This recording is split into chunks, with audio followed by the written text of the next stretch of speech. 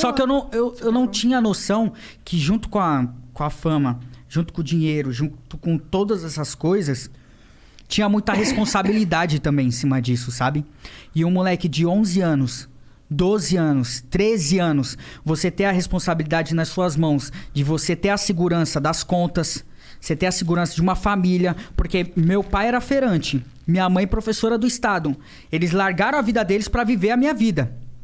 Porque eu trabalhava era praticamente 24 horas por dia. Eu faria sabe? a mesma coisa. Eu precisava da companhia dos meus pais. Sim. Porque assim, o que o meu pai ganhava não fazia sentido o que eu ganhava. Então, tipo assim, eu sou mais ter meu pai próximo de mim do que ele trabalhando lá sem estar acompanhando o meu crescimento, né? Isso daí foi o mínimo que eu fiz. Mas isso foi você que pensou nisso ou foi a sua família que pensou nisso? Na verdade, foram meus pais, mas porque eu acho, vendo a minha necessidade. Sim, tá sim, muito, muito.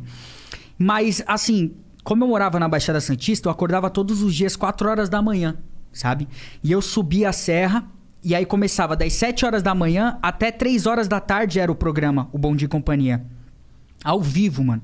E depois disso, a gente ia gravar merchan. Então, você pode colocar aí que eram 6 merchans por dia, a gente gravava. A gente ficava até umas 7 horas, 8 horas da noite. E de segunda a segunda nessa rotina. Caralho! Né? De segunda a segunda nessa rotina. Então, isso começou a pesar demais na minha cabeça, claro, sabe? Você tem que viver a sua vida também, exato, de jovem, né? Exato.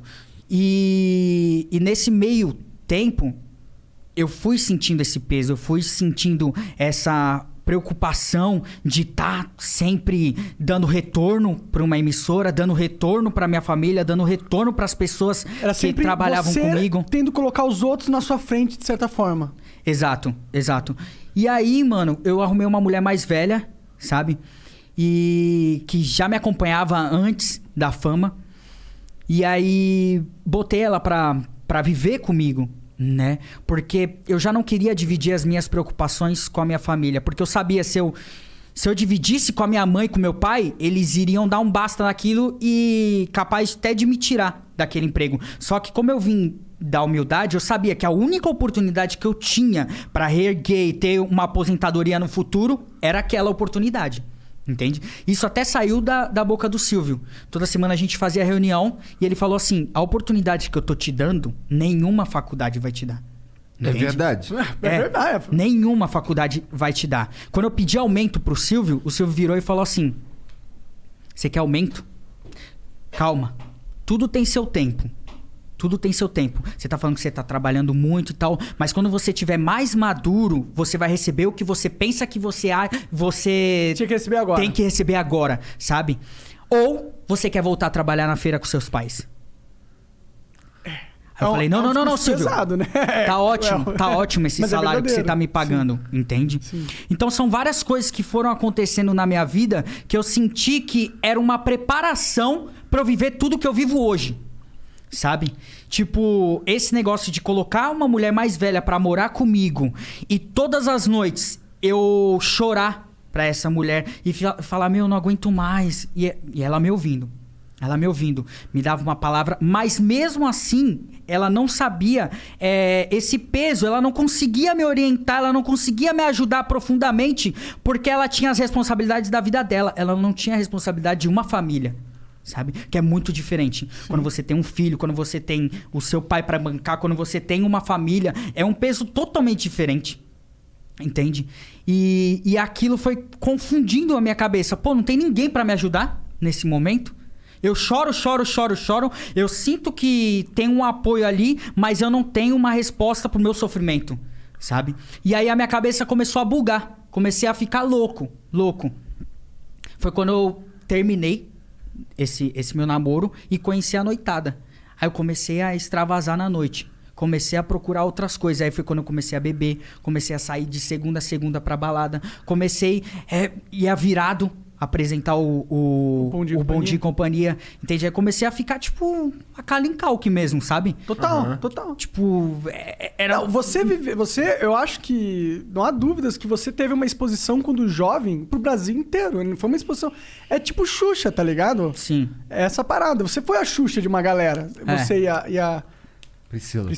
Foram anos que eu vejo que muitas pessoas olhando de fora, foi uma vida muito cheia de glamour, cheia de coisas positivas. Sim, foram.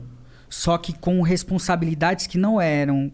Para uma criança de 11 anos, quando você começou, né? Para uma criança. Eu sinto hoje... Hoje eu passo por psicólogo também. Eu sinto hoje que tem coisas que foram importantes eu viver,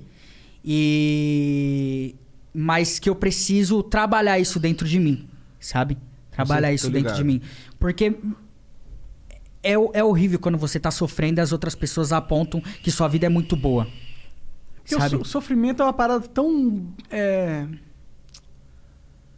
Tem uma nuance no sofrimento. Todo mundo é capaz de sofrer, tá ligado? Não é a sofrimento... É isso que as pessoas não entendem. Que às vezes o sofrimento não é nem sentir dor.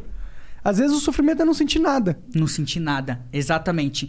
E é nesse ponto que eu quero chegar. Eu conversando com a Priscila, conversando com a Maísa, fui gravar o programa da Maísa. A gente dentro de um camarim, passamos a vida toda dentro de um estúdio, sabe? A minha infância, minha adolescência foi totalmente diferente da infância e adolescência de várias pessoas. A minha brincadeira era andar pelo cabo da câmera, ficar nesse vão aqui das câmeras, e enquanto o Murra, o Dodô, os caras falavam, vai, empurra ele, pum, empurrava. Aí os caras construíram uma barra de ferro pra eu ficar andando de skate, aí tinha a casa da Barbie pra Priscila brincar e tal, e depois volta a alegria no estúdio, sabe? Então essas coisas foram pegando a minha cabeça, mas ao mesmo tempo eu sabia que todo mundo daquele estúdio dependia do meu trabalho. Porque todo mundo tinha uma família. Então eu tinha que dar um retorno. Só que chegou um momento que eu falei... Eu conheço o Yudi, mas eu não conheço o Cássio. Meu nome é Cássio. Ah, entendi. Não conheço o Cássio. Vai te tomar no cu, rapaz.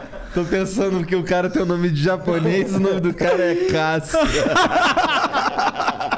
Meu nome é Cássio Yudi Muniz Tamashiro. Também é Yudi. Porra, então tem Yudi. Tem. Tá. E aí chegou um momento que eu falei, não, preciso conhecer o Cássio. Sim. E aí, mano,